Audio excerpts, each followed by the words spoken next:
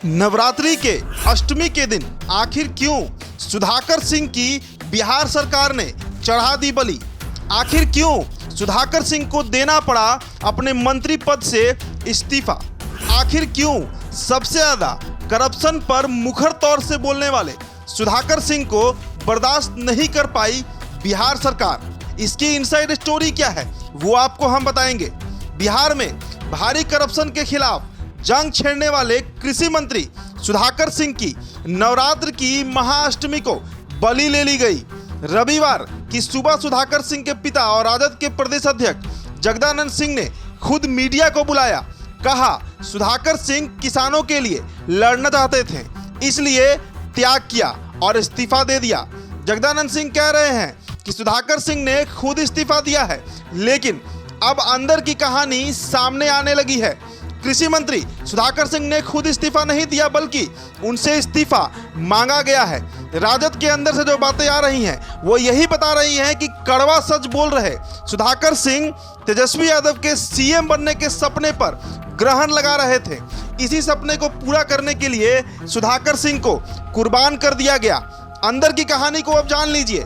बिहार के कृषि मंत्री सुधाकर सिंह पिछले 2 दिनों से अपने विधानसभा क्षेत्र में हैं, यानी रामगढ़ विधानसभा। शुक्रवार को उन्होंने कृषि विभाग के अधिकारियों के साथ बैठक की थी। उसके बाद दुर्गा पूजा को लेकर सचिवालय और सरकारी दफ्तर बंद हो गए। शुक्रवार को बैठक के तत्काल बाद ही सुधाकर सिंह अपने विधानसभा क्षेत्र यानी कैमूर जिले के रामगढ़ विधानसभा निकल गए।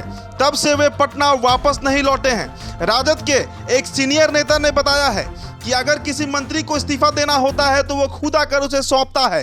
सुधाकर सिंह को इस्तीफा देना होता तो वो पटना से इस्तीफा देकर अपने विधानसभा क्षेत्र जाते, लेकिन वो 2 दिनों से अपने क्षेत्र में घूम रहे हैं। वहां लोगों से मिलकर भी कृषि विभाग के कामकाज की फीडबैक ले रहे हैं। शुक्रवार की रात वे अपने क्षेत्र में एक रामलीला कार्यक्रम में शामिल हुए थे। वहां भी उन्होंने किसानों से लंबी बातचीत की थी और कृषि विभाग को ठीक करने के बारे में सलाह मांगा, उनसे राय मशवरा मांगा। सुधाकर सिंह के एक करीबी ने बताया कि शनिवार की शाम डिप्टी सीएम तेजस्वी यादव का फोन आया था। मंत्री जी उस समय भी लोगों से मिल ही रहे थे। उन्होंने अलग हटकर डिप्टी सीएम से बात की, लेकिन फोन पर हुई इस बातचीत के बाद उनकी भावभंगिमा बदल गई। फिर वे देर शाम तक वे क्षेत्र में रहे, लेकिन किसी से कोई खास बातचीत नहीं किए और कल यानी रविवार की सुबह सुधाकर सिंह ने अपना इस्तीफा तेजस्वी यादव के घर भिजवा दिया। सुधाकर सिंह के रामगढ़ स्थित पैतृक आवास से एक गाड़ी निकली। उसमें सुधाकर सिंह के एक करीबी व्यक्ति सवार थे। उन्हीं के हाथों एक बंद लिफाफे को पटना भेजा गया। सुधाकर सिंह के करीबी व्यक्ति ने पटना आकर उनके पिता और राजद के प्रदेश अध्यक्ष जगदानंद सिंह को वह लिफाफा सौंप दिया। त्यागपत्र वाला वो लिफाफा को लेकर जगदानंद सिंह तेजस्वी यादव के आवास पहुंचते हैं और उन्हें वह पत्र सौंप देते हैं। इसके बाद ही जगदानंद सिंह ने मीडिया को बुलाकर ये कहा कि किसानों की लंबी लड़ाई लड़ने के लिए सुधाकर सिंह ने इस्तीफा दे दिया है। अब सवाल ये उठ रहा है कि तेजस्वी यादव ने सुधाकर सिंह से आखिर इस्तीफा क्यों ले लिया। सुधाकर सिंह ने कृषि मंत्री बनने के बाद अपने विभाग को दुरुस्त करने की हर संभव कोशिश की। उन्होंने किसी तरह की सरकारी सुविधा लेने से इनकार कर दिया था। सुधाकर पूरे बिहार में अपनी निजी गाड़ी से ही घूम रहे थे।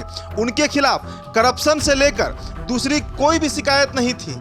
फिर भी ऐसे मंत्री से इस्तीफा लेने की जरूरत आखिर तेजस्वी यादव को क्यों आन पड़ी। राजद के बड़े नेता ने इस बाबत बताया कि वे ऑन रिकॉर्ड कुछ बोलने को तैयार नहीं है, लेकिन ऑफ द रिकॉर्ड सारी कहानी यही है। राजद नेता का कहना था कि लगभग 2 महीने पहले जब तेजस्वी यादव ने नीतीश कुमार से समझौता किया था, उसमें ही साफ कर दिया था कि 2025 के विधानसभा चुनाव के पहले नीतीश इस्तीफा देंगे और तेजस्वी उनके उत्तराधिकारी बनकर बिहार को संभालेंगे। सीएम बनने के अपने इसी सपने को पूरा करने के लिए तेजस्वी यादव पिछले 2 महीने से नीतीश कुमार का गुणगान कर रहे हैं। चाहे वो मीडिया से बात करे या लोगों को संबोधित करे, उनकी बात की शुरुआत भी माननीय मुख्यमंत्री से ही हो रही है।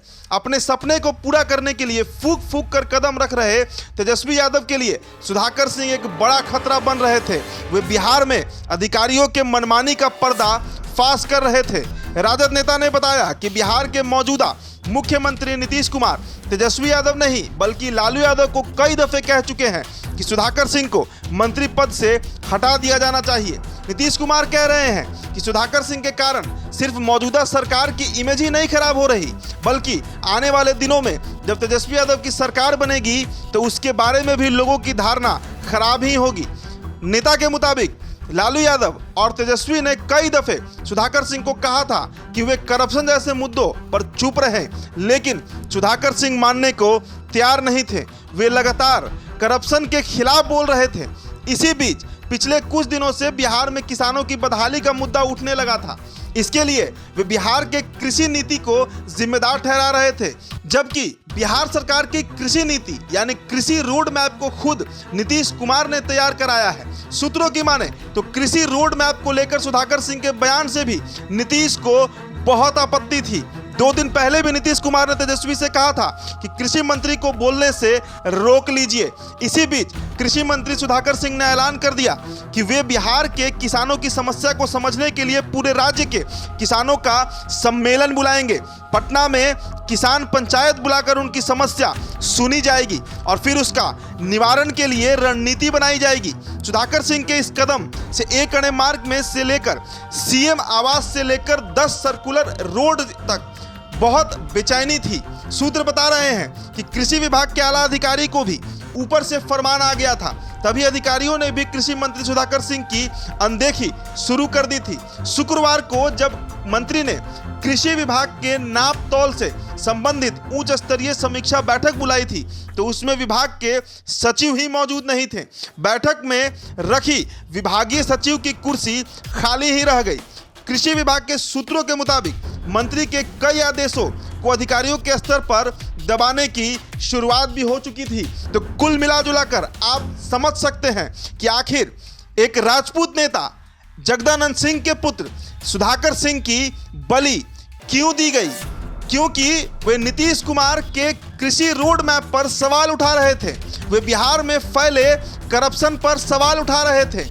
वे बिहार के अधिकारियों जो आला अधिकारी होते हैं उनकी मनमानी पर सवाल उठा रहे थे और कहीं ना कहीं यह 2025 के पहले तेजस्वी यादव को बिहार की गद्दी संभालने में अवरोध बन सकता था। नीतीश कुमार के कार्य प्रणाली पर सवाल उठाना नीतीश कुमार को कैसे नागवार नहीं गुजरे, ये सबसे बड़ा सवाल था और अंत में सुधाकर सिंह को इस्तीफा देना पड़ गया।